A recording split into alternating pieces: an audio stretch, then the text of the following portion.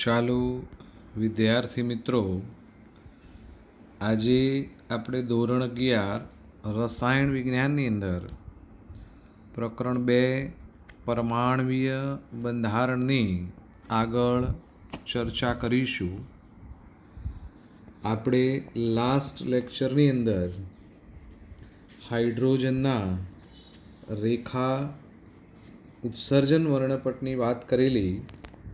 આજે આપણે આ લેક્ચરની અંદર હાઇડ્રોજન પરમાણુ માટેના બોહર નમૂનાની વાત કરવાની છે.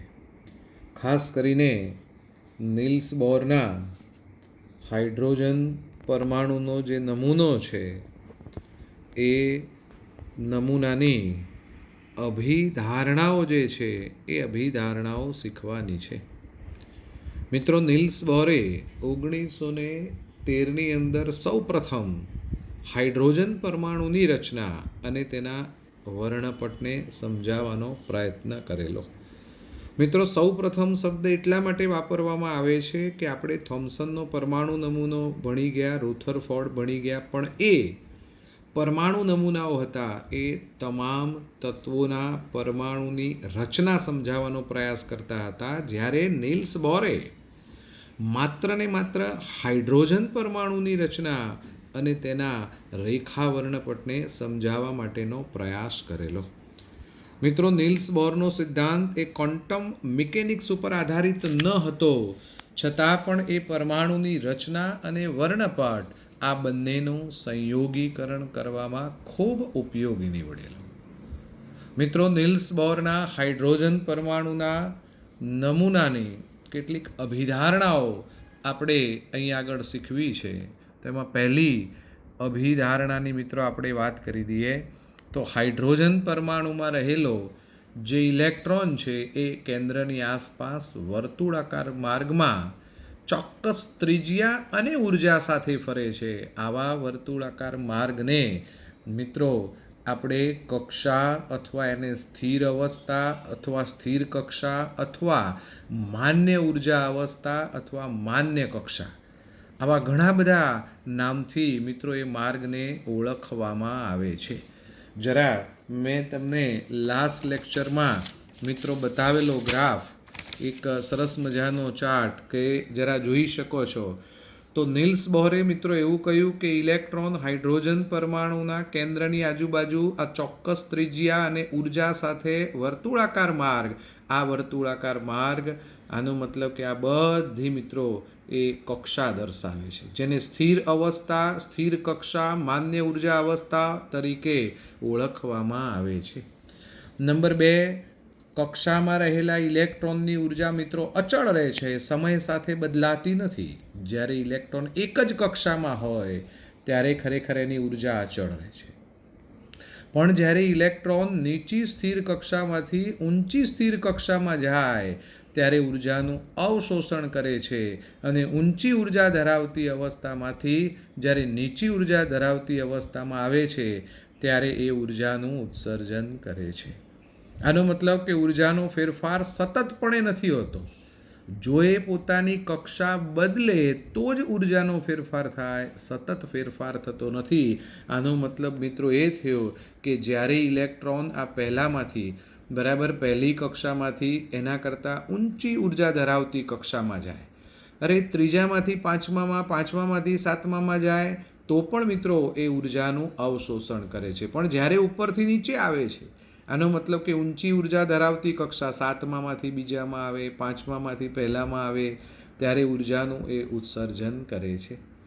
મિત્રો, ઉર્જાનો ફેરફાર આ સતત નથી. જો એ ઇલેક્ટ્રોનનું સંક્રમણ થાય, એક માન્ય કક્ષામાંથી બીજી માન્ય કક્ષામાં સંક્રમણ થાય તો જ ઉર્જા બદલાય, બાકી ઉર્જા બદલાતી નથી. નંબર 3 એવું કહે છે કે બે સ્થિર અવસ્થાઓ જેમની વચ્ચે ઉર્જાનો ફેરફાર ડેલ્ટા ઈ જેટલો છે. હવે જ્યારે ઇલેક્ટ્રોનનું સંક્રમણ થાય એટલે કે સંક્રાંતિ કરે, એટલે કે એક ઉર્જા અવસ્થામાંથી બીજી ઉર્જા અવસ્થામાં જાય ત્યારે કાં તો ઉર્જાનું એ અવશોષણ કરે, કાં તો ઉર્જાનું ઉત્સર્જન કરે. ત્યારે અવશોષિત કે ઉત્સર્જિત થતા વિકિરણની આવૃત્તિ મિત્રો મારે શોધવી છે તો ડેલ્ટા ઈ બરાબર આપણે જાણીએ છીએ એચની, અને ન્યૂ બરાબર ડેલ્ટા ઈ અપોન એચ, અને ડેલ્ટા ઈ એટલે E2 minus E1 upon H. તો મિત્રો જરા આકૃતિ ઉપરથી જોઈએ તો આપણે કહી શકીએ છીએ કે આ બધી સ્થિર અવસ્થાઓ છે. કોઈ પણ બે સ્થિર અવસ્થા લઈ શકો છો. બે સ્થિર અવસ્થા વચ્ચે ઉર્જાનો તફાવત છે. હવે જ્યારે મિત્રો ઇલેક્ટ્રોન કાં તો અવશોષણ કરે કાં તો ઉત્સર્જન કરે ત્યારે પોતાની કક્ષા બદલે છે, એટલે કે ઉર્જામાં ફેરફાર થાય છે, અને આ ફેરફાર થાય ત્યારે થતી આવૃત્તિ જે છે એ આવૃત્તિ આપણે આ સૂત્રથી શોધી શકીએ છીએ. ન્યૂ બરાબર E2 minus E1 upon H, જ્યાં E1 અને E2 એ અનુક્રમે નીચી અને ઊંચી માન્ય ઉર્જા સ્તરો દર્શાવે છે. આ નિયમને મિત્રો બોહરનો આવૃત્તિ નિયમ તરીકે ઓળખવામાં આવે છે. મિત્રો નંબર 4, ઇલેક્ટ્રોન જ્યારે કોઈ એક સ્થિર કક્ષામાં હોય, કોઈ એક સ્થિર એટલે 1 થી 7 માંથી ગમે તે, જ્યારે ઇલેક્ટ્રોન કોઈ એક સ્થિર કક્ષામાં ગતિ કરતો હોય ત્યારે એનું કોણીય વેગમાન mvr. મિત્રો mvr ખરેખર તો રેખીય વેગમાન એટલે દળ અને વેગનો ગુણાકાર એટલે રેખીય વેગમાન થાય, પણ અહીં કોણીય વેગમાન છે. કોણીય વેગમાનનું મૂલ્ય mvr થાય. કેવી રીતે થાય તો અહીં આપણને આપ્યું છે ફિઝિક્સની અંદર તમારે કોણીય વેગમાનનું સૂત્ર તારવવાનું આવે જ છે, એટલે આપણે એની ચર્ચા કરતા નથી. તો મિત્રો ઇલેક્ટ્રોનનું કોણીય વેગમાન mvrનું મૂલ્ય કેટલું તો mvrનું મૂલ્ય nh/2π જેટલું છે, જ્યાં n એટલે આ કક્ષા દર્શાવે છે, પહેલી, બીજી, ત્રીજી, ચોથી, પાંચમી આવી કક્ષાઓ મિત્રો દર્શાવે છે. જ્યાં m એ શું છે તો જ્યાં m એ મિત્રો ઇલેક્ટ્રોનનું દળ દર્શાવે છે, જ્યાં મિત્રો v એ વેગ દર્શાવે છે, r એ કક્ષાની ત્રિજ્યા દર્શાવે છે. તો આનો મતલબ એ થયો કે ઇલેક્ટ્રોન જ્યારે આ 1 2 3 4 5 6 7 આવી સ્થિર કક્ષા અથવા અવસ્થામાં ગતિ કરતો હોય ત્યારે એનું કોણીય વેગમાન mvr નું મૂલ્ય nh/2π જેટલું છે, જ્યાં n એ આ કક્ષા છે, 1 2 3 4 એ એનના મૂલ્યો દર્શાવે છે. મિત્રો ઇલેક્ટ્રોન જે છે એ ઇલેક્ટ્રોન એવી જ કક્ષામાં ઘૂમે છે કે જ્યાં તેનું કોણીય વેગમાન h/2πના પૂર્ણ ગુણાંકમાં હોય. આવી જ કક્ષામાં મિત્રો ઇલેક્ટ્રોન ઘૂમે, અને આવી જ કક્ષાઓને માન્ય કક્ષાઓ તરીકે મિત્રો ઓળખવામાં આવે છે. એટલે કે ઇલેક્ટ્રોન મિત્રો આ 1 2 3 4 5 6 7 આવી માન્ય કક્ષામાં જ ઘૂમે. ઇલેક્ટ્રોન બીજી અને ત્રીજી વચ્ચે જે જગ્યા છે ત્યાં ના ઘૂમે, એ પૂર્ણ ગુણાંકમાં હોય, h/2πના પૂર્ણ ગુણાંકમાં હોય, એટલે બીજી પછી ત્રીજીમાં જ હોય. પછી એવું ના થાય કે 2 અને 3ની વચ્ચે પણ ઇલેક્ટ્રોન ઘૂમતો હોય. આવી માન્યતા નિલ્સ બોહરની હતી. તો આમ કોણીય વેગમાનનું મૂલ્ય h/2πના પૂર્ણ ગુણાંકમાં હોય એવી જ કક્ષાની અંદર મિત્રો ઇલેક્ટ્રોન ઘૂમતો હોય તો આનો અર્થ એ થયો કે કોણીય વેગમાન ક્વોન્ટીકૃત છે, એનું મૂલ્ય નિશ્ચિત છે. કોણીય વેગમાનનું મૂલ્ય નિશ્ચિત થઈ ગયું મિત્રો. એ પહેલી કક્ષામાં ઘૂમતો હોય તો એનું મૂલ્ય નિશ્ચિત થઈ ગયું, ક્વોન્ટીકૃત છે. તો આમ વિકિરણનું જ્યારે ઉત્સર્જન થાય કે અવશોષણ થાય એટલે કે ઇલેક્ટ્રોનનું સંક્રમણ એટલે એક કક્ષા બદલે, એક કક્ષામાંથી બીજી કક્ષામાં જાય ત્યારે જ એ શોષણ કે ઉત્સર્જન કરે છે. ત્યારે એનું કોણીય વેગમાન પણ એક ક્વોન્ટીકૃત મૂલ્યમાંથી બીજા મૂલ્યમાં જાય છે. ત્યારે આપણે મેક્સવેલનો વિદ્યુત ચુંબકીય સિદ્ધાંત લાગુ પાડતા નથી. આનો મતલબ કે ઇલેક્ટ્રોન જ્યારે પોતાની કક્ષા બદલે છે, એકમાંથી બીજી કક્ષામાં જાય છે, માન્ય કક્ષામાં ગતિ કરે છે, ત્યારે આપણે વિદ્યુત ચુંબકીય સિદ્ધાંત લાગુ પાડતા નથી. મિત્રો નિલ્સ બોહરે ઉપયોગમાં લીધેલી આ જે સ્થિર કક્ષાઓ છે જેમાં ઇલેક્ટ્રોનની ઉર્જાના વિચલન અંગેનો જે અભ્યાસ છે ખરેખર બહુ ગૂંચવાડા ભર્યો છે, અને આ અભ્યાસ ખૂબ ગૂંચવાડા ભર્યો છે. માટે આપણે એની ઉર્જા, ઇલેક્ટ્રોનની ઉર્જા વિશેની દરેક કક્ષાની વાતો કરીશું નહીં. આપણે નીલ બોહરના પરમાણુ નમૂના પ્રમાણે આપણે ઇલેક્ટ્રોન માટેની સ્થિર કક્ષાઓની વાત કરીશું. રાઈટ. તો ચાલો હાઇડ્રોજન પરમાણુના નમૂના પ્રમાણે ઇલેક્ટ્રોનની જે સ્થિર કક્ષાઓ છે જેને આપણે n બરાબર 1 2 3 4 5 6 7 એમ દર્શાવીએ છીએ, આ પૂર્ણાંક સંખ્યાઓ જેને મુખ્ય ક્વોન્ટમ આંક તરીકે ઓળખવામાં આવે છે. મિત્રો, સ્થિર કક્ષાઓની ત્રિજ્યા જેને Rn બરાબર n સ્ક્વેર ઇન્ટુ A0ના બદલે 52.9 પિકોમીટર લખી શકો છો. જો n બરાબર 1 મૂકી દેવામાં આવે તો એ પ્રથમ સ્થિર અવસ્થાની ત્રિજ્યા થઈ, જેને બોર કક્ષા કહેવાય, અને બોર કક્ષાની ત્રિજ્યા 52.9 પિકોમીટર થાય. હાઇડ્રોજન પરમાણુમાં ઇલેક્ટ્રોન મિત્રો આ જ કક્ષામાં મને મળી આવે છે. હાઇડ્રોજન પરમાણુમાં રહેલો ઇલેક્ટ્રોન આ જ કક્ષામાં મળી આવે. જેમ nનું મૂલ્ય મિત્રો વધશે એમ rનું મૂલ્ય વધે છે. ઇલેક્ટ્રોન કેન્દ્રથી દૂર જાય છે. તમે જોઈ શકો છો કે જેમ nનું મૂલ્ય મિત્રો વધતું જશે, વધતું જાય એટલે કે 1 2 3 એમ કેન્દ્રથી મિત્રો ઇલેક્ટ્રોન જે છે એ કેન્દ્રથી ઇલેક્ટ્રોન મિત્રો દૂર જતો જાય છે, દૂર જાય છે. ઇલેક્ટ્રોન એ કેન્દ્રથી મિત્રો દૂર જતો રહે છે. એ આપણે આ આકૃતિમાં પણ મિત્રો જોઈ શકીએ છીએ. તો આ નંબર 2ની વાત થઈ. હવે વાત આવે છે નંબર 3 C. ચોથા મુદ્દાનો પણ આ C પેટા વિભાગ છે કે ઇલેક્ટ્રોન સાથે સંકળાયેલો ખૂબ અગત્યનો ગુણધર્મ એટલે તેની સ્થિર અવસ્થાની ઉર્જા.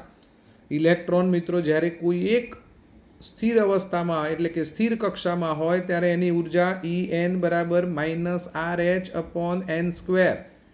આ સૂત્રથી મિત્રો એની ઉર્જા શોધી શકાય, જ્યાં n બરાબર 1 2 ને 3 છે જે કક્ષા દર્શાવે છે, RH એ રીડબર્ગ અચળાંક દર્શાવે છે, અને જેનું મૂલ્ય એ 2.18 × 10⁻18 જૂલ છે.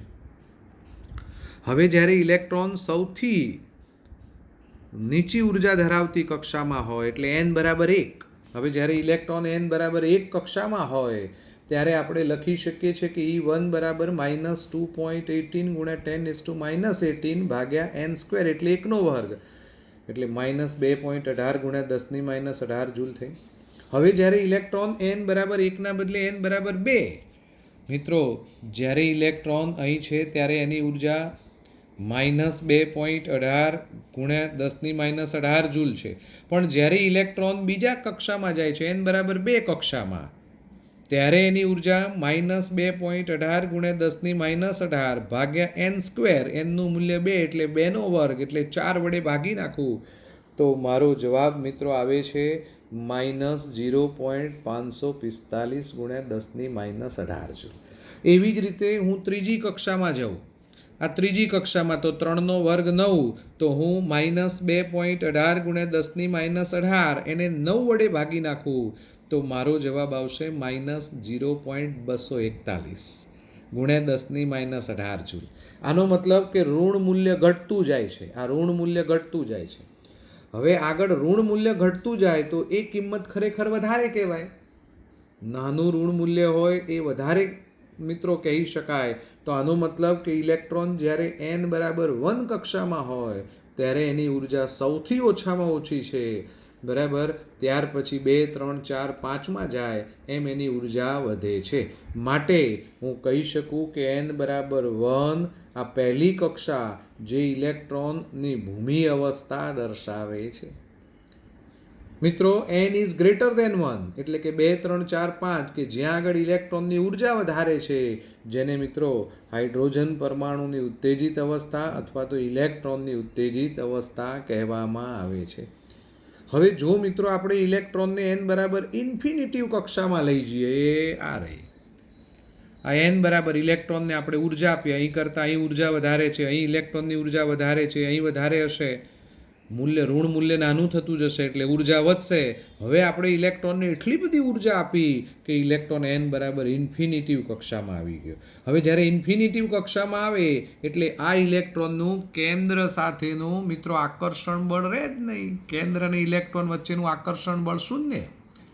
આનો મતલબ એ થયો કે હાઇડ્રોજન પરમાણુમાંથી ખરેખર ઇલેક્ટ્રોન દૂર થઈ ગયો, H+ આયન મને પ્રાપ્ત થાય છે. તો જ્યારે n બરાબર ઇન્ફિનિટિવ કક્ષામાં ઇલેક્ટ્રોન હશે ત્યારે એની ઉર્જા કેટલી, તો આપણે આ સૂત્રમાં કિંમત મૂકીએ. આ n બરાબર ઇન્ફિનિટિવ, તો આ ઇન્ફિનિટિવનો વર્ગ એટલે ખેલ પૂરો, 0 થઈ ગયું, ઉર્જાનું મૂલ્ય 0. આનો મતલબ કે ઇલેક્ટ્રોન જ્યારે n બરાબર ઇન્ફિનિટિવ કક્ષામાં છે ત્યારે એની ઉર્જાનું મૂલ્ય શૂન્ય છે. આ ઇલેક્ટ્રોનનું કેન્દ્ર સાથે કોઈ આકર્ષણ ના હોય, એ પરમાણુમાંથી ઇલેક્ટ્રોન દૂર થયો એટલે H+ આયન બને છે. હવે જ્યારે એ ઇલેક્ટ્રોન જ્યારે n કક્ષામાં આવે, હવે વિચારજો જરા n કક્ષા એટલે 7, 6, 5 આવી કક્ષામાં આવે ત્યારે એની ઉર્જા ઓછી થતી જાય. જેમ કેન્દ્રથી નજીક જતો જશે એમ ઇલેક્ટ્રોનની ઉર્જા ઘટશે, કારણ કે ઉર્જાનું એ ઉત્સર્જન કરશે. હવે ઇલેક્ટ્રોનની ઉર્જા ઘટે છે એ દર્શાવવા માટે આપણા સમીકરણની અંદર આ ઋણ દર્શાવ્યું છે. મિત્રો ધ્યાન રાખજો, આ ઋણ શાના માટે આગળ લખ્યું છે? તો જેમ ઇલેક્ટ્રોન કેન્દ્રથી નજીક આવતો જાય, કક્ષામાં આવતો જાય છે, એમ તેની જે ઉર્જા છે એમ તેની ઉર્જાના મૂલ્યમાં ઘટાડો થતો જાય છે. તો મિત્રો તમે જોઈ શકો છો કે જ્યારે ઇલેક્ટ્રોન કેન્દ્ર વડે આકર્ષાય છે તે n કક્ષામાં હોય છે, ઉર્જાનું ઉત્સર્જન થાય છે અને ઉર્જા મિત્રો ઘટે છે, અને માટે જ આપણે કહી શકીએ છીએ કે સમીકરણમાં ઋણ સંજ્ઞા દર્શાવવામાં આવેલ છે. હવે વાત આવે છે નંબર 5. મિત્રો બહુ અગત્યની નંબર 5 છે કે હાઇડ્રોજન પરમાણુમાં રહેલા એક ઇલેક્ટ્રોનની જેમ આપણે એક ઇલેક્ટ્રોન ધરાવતી પ્રણાલીને બોરનો સિદ્ધાંત લાગુ પાડી શકીએ છીએ હાઇડ્રોજન પરમાણુને, તો એવી જ રીતે એક ઇલેક્ટ્રોન ધરાવતા આયનો જેવા કે He+, Li+2, Be+2 આવા આયનો કે જેમાં એક જ ઇલેક્ટ્રોન છે, તો એને પણ બોરનો સિદ્ધાંત લાગુ પાડી શકાય. અને આવી એક ઇલેક્ટ્રોન ધરાવતા જે સ્પીસીસ છે એ દરેક સ્પીસીસ માટે મારે ઇલેક્ટ્રોનની ઉર્જા દર્શાવી હોય તો જે ઉપરોક્ત સમીકરણ છે એમાં મારે માત્ર પરમાણુ ક્રમાંક Z દાખલ કરવો પડે. એટલે મારું સમીકરણ -2.18 En બરાબર -2.18 × 10⁻⁻18 Z² જ્યાં n એટલે તો કક્ષા દર્શાવે છે, 1, 2, 3, 4 ને Z એ પરમાણુ ક્રમાંક છે. તો એવી જ રીતે કક્ષાની ત્રિજ્યા દર્શાવવા માટે 52.9 n²/Z આટલા પિકોમીટર, જ્યાં Z એ પરમાણુ ક્રમાંક છે. જો હાઇડ્રોજન હોય તો Z બરાબર 1 લઈ લો તો આપણા આગળના સમીકરણ આવી જશે. હવે અહીં આગળ હિલિયમ માટે આપણે કહી શકીએ કે Z બરાબર મારે 2 લખવું પડે, લિથિયમ માટે મારે Z બરાબર 3 લખવું પડે, બેરેલિયમ માટે 4 લખવું પડે. તો જેમ ઝેડનું મૂલ્ય મિત્રો વધતું જશે એમ કહી શકીશું કે Z વધશે એમ ઉર્જાનું ઋણ મૂલ્ય વધશે. પણ ત્રિજ્યા માટે જેમ Z વધતી જશે એમ ત્રિજ્યા નાની થતી જશે, ત્રિજ્યાનું મૂલ્ય ઘટતું જાય. આનો મતલબ એ થયો કે જેમ પરમાણુ ક્રમાંક વધે, કેન્દ્રમાં પ્રોટોન વધે, એમ ઇલેક્ટ્રોનનું કેન્દ્ર સાથેનું આકર્ષણ બળ વધતું જાય છે. છેલ્લી ધારણા મિત્રો, નીલ્સ બોરે ચોક્કસ કક્ષામાં ગતિ કરતા ઇલેક્ટ્રોનનો વેગ કેટલો એ વેગનું પણ મિત્રો આપણને સૂત્ર આપેલું, અને ચોક્કસ વેગ આપણને આપેલો, પણ એ સમીકરણ આપણા સિલેબસમાં નથી મિત્રો. પણ એ વેગની જે માત્રા છે એ માત્રા વિશે આપણે કહી શકીએ કે જેમ કેન્દ્રનો ધનવીજભાર વધે એટલે પરમાણુ ક્રમાંક વધે એમ ઇલેક્ટ્રોનના વેગની માત્રા વધે. પણ જેમ ઇલેક્ટ્રોન કેન્દ્રથી દૂર જાય એટલે કે કક્ષાનું મૂલ્ય વધે, મુખ્ય ક્વોન્ટમાંક nનું મૂલ્ય વધતું જાય, એમ ઇલેક્ટ્રોનના વેગની માત્રા મિત્રો ઘટતી જાય છે. તો આ સાથે મિત્રો મારે એક થોડીક બીજી વાત કરવી છે JEE અને NEET માટે કે મિત્રો તમને અહીં જે ઉર્જાના મૂલ્યો આપેલા છે En બરાબર -2.18 × 10⁻−18 Z²/n² જૂલ પર ઇલેક્ટ્રોન. મિત્રો આ એક ઇલેક્ટ્રોનની ઉર્જા આપી છે. ધારો કે મારે 1 મોલ ઇલેક્ટ્રોનની જૂલમાં ઉર્જા શોધવી હોય તો મારે એવોગેડ્રો આંક વડે એને ગુણવું પડે. હવે એવોગેડ્રો આંક વડે મિત્રો હું એને ગુણું એટલે તરત જ મારો જવાબ આવે છે En બરાબર -1312 × 10⁻³ Z² જૂલ પર મોલ ઇલેક્ટ્રોન. મિત્રો આટલા જૂલ પર મોલ, 1 મોલ ઇલેક્ટ્રોનની જૂલમાં ઉર્જા આવે, જૂલમાંથી કિલો જૂલમાં એટલે 1000 વડે ભાગી નાખ્યા એટલે -1312 Z²/n² કિલો જૂલ પર મોલ. કિલો જૂલમાંથી કિલો કેલરી, હવે આને હું 4.184 વડે ભાગી નાખું, કારણ કે 1 કિલો કેલરી બરાબર 4.184 કિલો જૂલ થાય. તો મિત્રો મને કિલો કેલરીમાં જવાબ મળી જાય, બરાબર -313.5 Z²/n². ઝેડ એટલા માટે છે કે એક ઇલેક્ટ્રોન ધરાવતા દરેક સ્પીસીઝને આ સમીકરણ લાગુ પાડી શકાય, કિલો કેલરી પર મોલ. ઇલેક્ટ્રોન વોલ્ટમાં મારે લખવું હોય તો 13.6/n² into Z² electron volt પર મોલ. તો JEE નીટની અંદર મારે કિલો કેલરી, કિલો જૂલ પર મોલ, આ બે અને ઇલેક્ટ્રોન વોલ્ટ, આ 3 એકમનો મેક્સિમમ ઉપયોગ થાય છે, રાઈટ. તો મિત્રો આ સમીકરણ પણ તમે ધ્યાન રાખજો, આ બધા સમીકરણ આના આધારે જ મેળવેલા છે.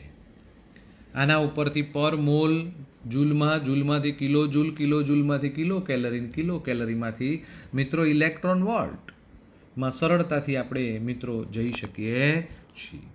હવે વાત કરવી છે હાઇડ્રોજનના રેખા વર્ણપટની સમજૂતી. મિત્રો હાઇડ્રોજનના રેખા વર્ણપટની સમજૂતી, તો આપણે ઓલરેડી હાઇડ્રોજન પરમાણુમાં મળેલા જે રેખા વર્ણપટ છે એ રેખા વર્ણપટને બોરના નમૂનાની અભિધારણાઓને આધારે સરળતાથી સમજાવી શકાય. આપણે હમણાં જ એક અભિધારણા જોઈ ગયા કે જો ઇલેક્ટ્રોન નીચા મુખ્ય ક્વોન્ટમાંક એટલે કે નીચી ઉર્જા ધરાવતા શક્તિ સ્તરમાંથી એ ઊંચું મુખ્ય ક્વોન્ટમાંક ધરાવતી કક્ષામાં જાય તો ઉર્જાનું અવશોષણ થાય, અને ઊંચા મુખ્ય ક્વોન્ટમાંક ધરાવતી કક્ષામાંથી નીચા મુખ્ય ક્વોન્ટમાંક ધરાવતી કક્ષામાં આવે તો ઉર્જાનું ઉત્સર્જન કરે છે. ટૂંકમાં ઇલેક્ટ્રોન ઊંચી કક્ષામાંથી નીચી કક્ષામાં ખસે ત્યારે ઉત્સર્જન થાય વિકિરણનું, અને મિત્રો નીચેથી ઉપર જાય તો વિકિરણનું શોષણ થાય. તો આમ બે કક્ષા વચ્ચેનો ઉર્જાનો ગાળો ΔE બરાબર EF EI. F એટલે ફાઇનલ અવસ્થા, અંતિમ અવસ્થા, I એટલે ઇનિશિયલ પ્રારંભિક. હવે ઉર્જાના મૂલ્યો મૂકી દઈએ તો -RH/NF² -RH/NI². આ માઇનસ માઇનસ પ્લસ થઈ જશે અને RH ને હું કોમન કાઢી લઉં એટલે અહીં લખેલું છે કે NI એટલે પ્રારંભિક અને NF એટલે અંતિમ કક્ષા દર્શાવે. RH ને કોમન કાઢી લીધું એટલે 1/NI² માઇનસ 1/NF². RH ની કિંમત મૂકી દીધી 2.18 × 10⁻18 joule, 1/NI² minus 1/NF². Hydrogen સિવાયના કોઈ આયન હોય તો એના માટે × Z² ઉપર લખી દેવાનું, × Z². એટલે ઝેડની કિંમત મૂકી અને તમે ઉર્જાનો તફાવત ગણી શકો. હવે આવૃત્તિની વાત આવે તો ફોટોનના અવશોષણ અને ઉત્સર્જન સાથે સંકળાયેલી આવૃત્તિ એટલે ΔE બરાબર hν, માટે ν ΔE/h. ΔE ની કિંમત મૂકી દઈએ એટલે RH કૌંસમાં 1/NF_NI² માઇનસ 1/NF². H અને ΔE ની કિંમત આપણે મૂકી દીધી એટલે આવૃત્તિ બરાબર 3.29 × 10⁻15 કૌંસમાં 1/NI² માઇનસ 1/NF². તો આવૃત્તિ શોધવા માટેનું સૂત્રો મિત્રો યાદ રાખજો, સૂત્રો આવડશે તો જ દાખલા આવડે. આ ઉર્જા શોધવા માટેનું સૂત્ર, આવૃત્તિ, હવે તરંગ સંખ્યા, આવૃત્તિ બરાબર C/λ, 1/λ એટલે તરંગ સંખ્યા, માટે તરંગ સંખ્યા બરાબર આવૃત્તિ ભાગ્યા C. હવે આવૃત્તિ આપણી 3.29 × 10⁻15 સેકન્ડ ઇનવર્સ, પ્રકાશનો વેગ 3 × 10⁸ મીટર પર સેકન્ડ, કૌંસમાં 1/NI² માઇનસ 1/NF². માટે આવૃત્તિ બરાબર 1.09677 × 10⁷ 1/NI² માઇનસ 1/NF², આટલા મીટર ઇનવર્સ મિત્રો આપણો જવાબ આવે. હવે જરા જોજો કે જો NF is greater than NI હોય, આ NF ઇઝ ગ્રેટર દેન મિત્રો NI હોય, NF is greater than NI, NF મોટો હોય અને NI નાનો હોય તો આપણે કહી શકીએ કે ΔE નું મૂલ્ય ધન આવશે. ΔE નું મૂલ્ય ધન આવે કે NF is greater than NI તો ΔE નું મૂલ્ય ધન. ઉર્જાનું શોષણ થાય છે, પણ જો NI મોટો હોય એટલે કે પ્રથમ પ્રારંભિક ઉર્જા અવસ્થાનું મૂલ્ય મોટું હોય ને NF નાનો તો ΔE નું મૂલ્ય ઋણ આવે, જે ઉર્જાનું ઉત્સર્જન થાય છે તેવું દર્શાવે છે. મિત્રો ઉપરોક્ત સમીકરણ 2.21 અને આપણે રીડબર્ગે મેળવેલું સમીકરણ 2.9 એ બંને સરખા છે. હવે રીડબર્ગે મિત્રો એ સમયે ધ્યાન રાખજો કે જે પ્રયોગો હતા એ પ્રયોગો ઉપરથી મળતી માહિતીને આધારે મિત્રો સૂત્ર મેળવેલું. જ્યારે અહીં આપણે જે સૂત્ર જોયું એ નિલ્સ બોરે મિત્રો તારવેલું સૂત્ર છે. નિલ્સ બોરે તારવેલું સૂત્ર મિત્રો આ છે. તો બંને સમીકરણો મિત્રો એક સરખા જોવા મળે છે. ચાલો આના ઉપરથી દાખલા જોઈ લઈએ મિત્રો. આના ઉપરથી દાખલા: હાઇડ્રોજન પરમાણુમાં n=5 થી n=2 કક્ષામાં થતી સંક્રાંતિ દરમિયાન ઉત્સર્જિત થતા ફોટોનની આવૃત્તિ અને તરંગ લંબાઈ ગણો. ni બરાબર અહીં શરૂઆત 5 છે, nf બરાબર 2 છે, એટલે ni ગ્રેટર ધેન nf છે, માટે ડેલ્ટા ઈ ઋણ આવશે. ડેલ્ટા ઈ બરાબર 2.18 × 10⁻18 જૂલ, 1/5² -1/2 સીધો જવાબ માઇનસ આવી ગયો, જે દર્શાવે છે કે ઉર્જાનું ઉત્સર્જન થાય છે. પણ જ્યારે આ ડેલ્ટા ઈનો ઉપયોગ આપણે આવૃત્તિ કે તરંગાંક શોધવામાં કરીએ ત્યારે આગળ ઋણ લખીશું નહીં, કારણ કે આ ઋણ એ માત્ર ઉર્જાનું ઉત્સર્જન થાય છે, ઉર્જા ઘટે છે એવું જ દર્શાવે છે. આથી ફોટોનની આવૃત્તિ બરાબર ડેલ્ટા ઈ અપોન એચ એટલે 4.58, જો અહીં માઇનસ નથી લખ્યું, × 10⁻19 જૂલ ભાગ્યા પ્લાન્ક અચળાંક જૂલ ઇન્ટુ સેકન્ડ, એટલે આવૃત્તિ 6.91 × 1014 હર્ટ્સ. એવી જ રીતે તરંગ લંબાઈ સી અપોન આવૃત્તિ 3 × 10⁸ મીટર પર સેકન્ડ અને 6.91 × 1014 હર્ટ્સ, અથવા તો સેકન્ડ ઇન્વર્સ જતા રહેશે, એટલે મીટરમાં જવાબ આવે આપણને ડાયરેક્ટ નેનોમીટરમાં 434 નેનોમીટર જવાબ આપેલો છે. મિત્રો He+ હિલિયમની પ્રથમ કક્ષા એટલે n=1 સંકળાયેલી ઉર્જા ગણો કક્ષાની ત્રિજ્યા. તો En બરાબર -2.18 × 10⁻18 Z²/n², આટલા જૂલ પર પરમાણુ આવે. હવે n બરાબર પહેલી કક્ષા છે, પરમાણુ ક્રમાંક Z બરાબર 2, એટલે એની ઉર્જા આવી ગઈ પર પરમાણુ જૂલમાં ઉર્જા મળી ગઈ. હવે એવી જ રીતે આપણે અહીં નેનોમીટરમાં આપ્યું છે, તો 0.0529 પિકોમીટર હોય તો 52.9 લખવાનું. n²/z, n બરાબર 1 અને z બરાબર 2 મૂકી દીધા, એટલે નેનોમીટરમાં જવાબ આવી ગયો 0.02645. પિકોમીટરમાં મારે લખવો હોય તો મારે 1000 વડે ગુણવાનું, એટલે 26.45 પિકોમીટર કક્ષાની ત્રિજ્યા મિત્રો થઈ જાય છે. છેલ્લી વાત આવે છે બોરના પરમાણુ નમૂનાની મર્યાદાઓ. મિત્રો બોરનો પરમાણુ નમૂનો એ રુથરફોર્ડના કેન્દ્રીય નમૂના કરતાં સુધારાવાળો હતો. આ નમૂનો હાઇડ્રોજન અને 1 ઇલેક્ટ્રોન ધરાવતા He+, Li+2, Be+3ની સ્થિરતા અને રેખા વર્ણપટ સમજાવતો હતો, છતાં પણ સરળ હોવાને કારણે એ નિષ્ફળ ગયો. એની નિષ્ફળતાના 4 કારણો છે. પહેલું કારણ કે અદ્યતન સ્પેક્ટ્રોસ્કોપિક ટેકનિકથી મિત્રો હાઇડ્રોજન વર્ણપટ જોવામાં આવે તો એમાં ડબલેટ ને ટ્રિપલેટ રેખાઓ દેખાય. આ ડબલેટ ને ટ્રિપલેટ એટલે એટલી બધી નજીક બે રેખા હોય કે એની વચ્ચેનો ભેદ ના પારખી શકીએ. 3 રેખાઓ એક ઉપર એક દેખાય આપણને, તો આવી ડબલેટ અને ટ્રિપલેટ રેખાઓ સમજાવી શકતો નથી. નંબર 2, હાઇડ્રોજન સિવાયના એટલે કે એક કરતાં વધારે ઇલેક્ટ્રોન ધરાવતા પરમાણુનો વર્ણપટ સમજાવી શકતો નથી. હિલિયમની વાત કરીએ, હિલિયમ પરમાણુની He+ નહીં, He+માં 1 ઇલેક્ટ્રોન થાય, પણ હિલિયમમાં 2 ઇલેક્ટ્રોન, તો એ વર્ણપટ એ સમજાવી શકતો નથી. નંબર 3, જીમેન અને સ્ટાર્ક અસર સમજાવતો નથી, એટલે કે જ્યારે વિદ્યુત ચુંબકીય ક્ષેત્ર અથવા ચુંબકીય ક્ષેત્રની નજીક જ્યારે વર્ણપટને લઈ જઈએ છીએ ત્યારે વર્ણપટની રેખાઓનું સ્પિલ્ટિંગ થાય છે. તો વિદ્યુતીય અને ચુંબકીય ક્ષેત્રની હાજરીમાં રેખાઓના સ્પિલ્ટિંગની સમજૂતી એ આપી શકતો નથી. અને છેલ્લી વાત કે જ્યારે પરમાણુઓ એકબીજા સાથે રાસાયણિક બંધથી જોડાઈ અણુ બનાવે છે તો એની ક્ષમતા વિશેની સમજૂતી પણ મિત્રો એ આપી શકતો નથી. તો આમ નીલ બોરનો પરમાણુ નમૂનો નિષ્ફળ ગયો, જેના પરિણામે આપણે નવા સરળ અને યોગ્ય નમૂના શોધવાનો પ્રયત્ન કરવો પડશે. અને આ માટે હવે આપણે નેક્સ્ટ લેક્ચરની અંદર ક્વોન્ટમ યંત્રશાસ્ત્ર ઉપર આધારિત દ બ્રોગલીનો દ્વૈતવાદ અને હાઇઝનબર્ગનો અનિશ્ચિતતાનો વાદ નેક્સ્ટ પીરિયડમાં શીખીશું.